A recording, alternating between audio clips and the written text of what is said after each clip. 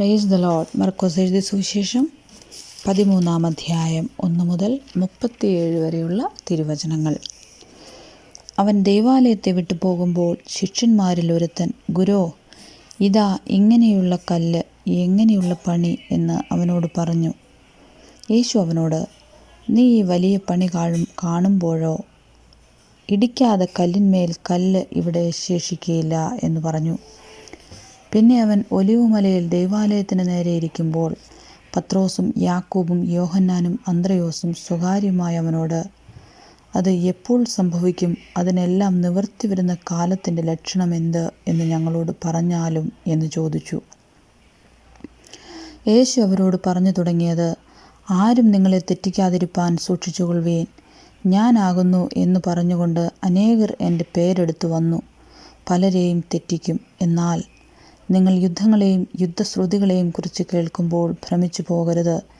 അത് സംഭവിക്കേണ്ടത് തന്നെ. എന്നാൽ അത് അവസാനമല്ല. ജാതി ജാതിയോടും രാജ്യം രാജ്യത്തോടും എതിർക്കും. അവിടവിടെ ഭൂകമ്പവും ക്ഷാമവും ഉണ്ടാകും. ഇത് ഈറ്റുനോവിൻ്റെ ആരംഭമത്രേ. എന്നാൽ നിങ്ങളെ തന്നെ സൂക്ഷിച്ചുകൊള്ളുവീൻ.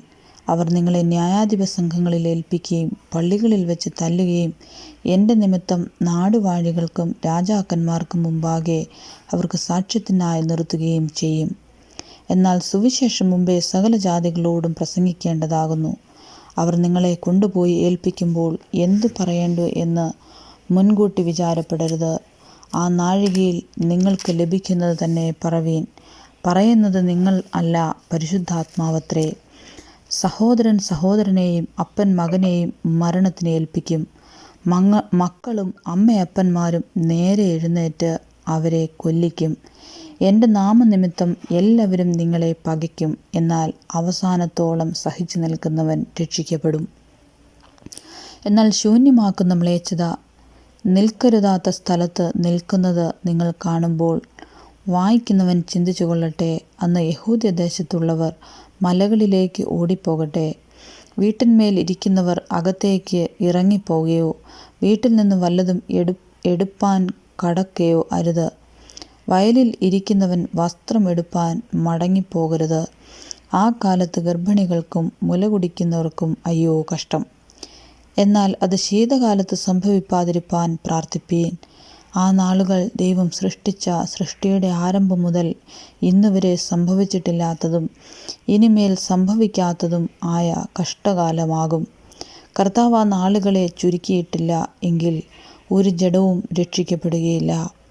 താൻ തിരഞ്ഞെടുത്ത വൃദ്ധന്മാർ നിമിത്തമോ അവൻ ആ നാളുകളെ ചുരുക്കിയിരിക്കുന്നു. അന്ന് ആരെങ്കിലും നിങ്ങളോട്, ഇതാ ക്രിസ്തു ഇവിടെയെന്നോ അതോ അവിടെയെന്നോ പറഞ്ഞാൽ വിശ്വസിക്കരുത്. കള്ളക്രിസ്തുക്കളും കള്ളപ്രവാചകന്മാരും എഴുന്നേറ്റ് കഴിയുമെങ്കിൽ വൃദ്ധന്മാരെയും തെറ്റിപ്പാനായി അടയാളങ്ങളും അത്ഭുതങ്ങളും കാണിക്കും.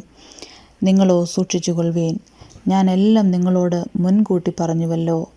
എങ്കിലോ ആ കാലത്തെ കഷ്ടം കഴിഞ്ഞ ശേഷം സൂര്യൻ ഇരുണ്ടു പോകുകയും ചന്ദ്രൻ പ്രകാശം കൊടുക്കാതിരിക്കുകയും ആകാശത്തുനിന്ന് നക്ഷത്രങ്ങൾ വീണുകൊണ്ടിരിക്കുകയും ആകാശത്തിലെ ശക്തികൾ ഇളകിപ്പോവുകയും ചെയ്യും. അപ്പോൾ മനുഷ്യപുത്രൻ വലിയ ശക്തിയോടും തേജസ്സോടും കൂടെ മേഘങ്ങളിൽ വരുന്നത് അവർ കാണും.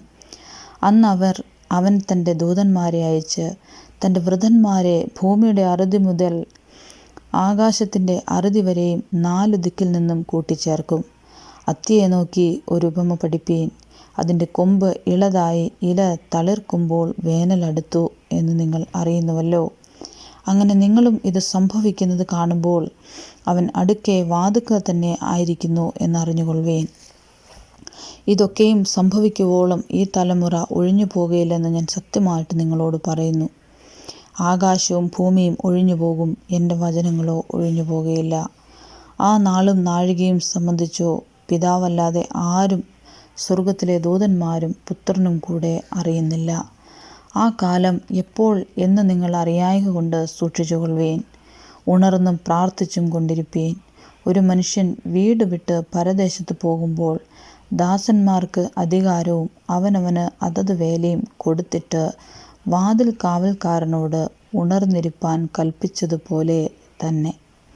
യജമാനൻ സന്ധ്യയ്ക്കോ അർദ്ധരാത്രിക്കോ കോഴി കൂകുന്ന നേരത്തോ രാവിലെയോ എപ്പോൾ വരുമെന്നറിയായകൊണ്ട് അവൻ പെട്ടെന്ന് വന്നു നിങ്ങളെ ഉറങ്ങുന്നവരായി കണ്ടെത്താതിരിക്കേണ്ടതിന് ഉണർന്നിരിപ്പീൻ.